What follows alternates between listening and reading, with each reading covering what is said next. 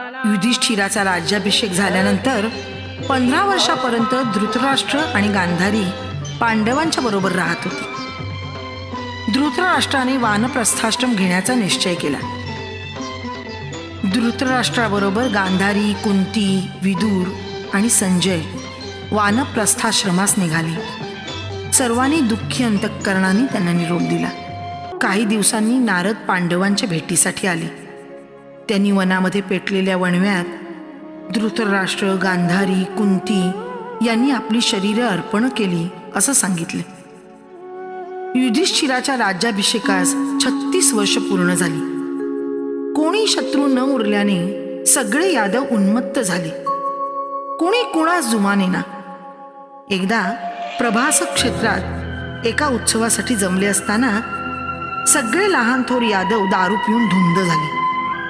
दारूच्या नशेत उन्मत्त झालेले यादव एकमेकांवरती प्रहार करू लागले। त्यात सगळे यादव ठार झाले। कृष्णाने वनात ध्यानस्थ बसलेल्या बलरामाला शोधून काढलं, पण कृष्णाच्या डोळ्यादेखत योगबळाने बलरामाने आपले प्राण विसर्जित केले। आपल्या अवतार समाप्तीची वेळ झाल्याचे जाणून श्रीकृष्ण एका झाडाखाली डाव्या गुडघ्यावर उजव्या पायाची टाच ठेवून योगनिद्रेत पहुडले। पारध्याला लांबून ते हरिणीसारखे दिसले। त्या पारध्याने एक तेजस्वी बाण नेम धरून श्रीकृष्णाच्या टाचेवर मारला। जवळ गेल्यावर ती पारध्याला आपली चूक उमगली।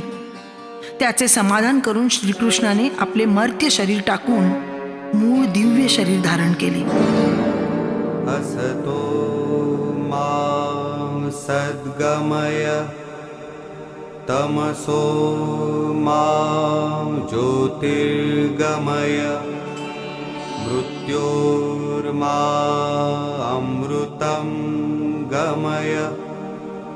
ॐ शान्तिः शान्तिः शान्तिः। देवदेवतांच्या, यक्ष, किन्नर, गंधर्व, अप्सरा, सिद्ध, चारण, योगी यांच्या जयघोषात ती निजधामाला निघून गेली।